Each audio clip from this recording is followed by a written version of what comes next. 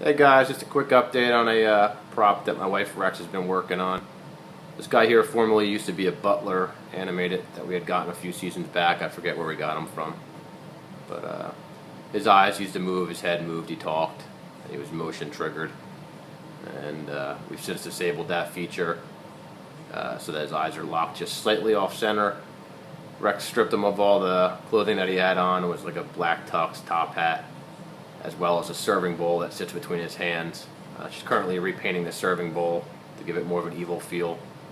And she then got a onesie from a thrift store for a few bucks. The shoes that are on his feet there, I believe, came from Spirit. She did all the face and hand painting herself. The collar, I believe she got the material from Joann's, put that together. The only problem we've run into so far was, as you can see, is just slightly short on the length on the arms on him compared to a child.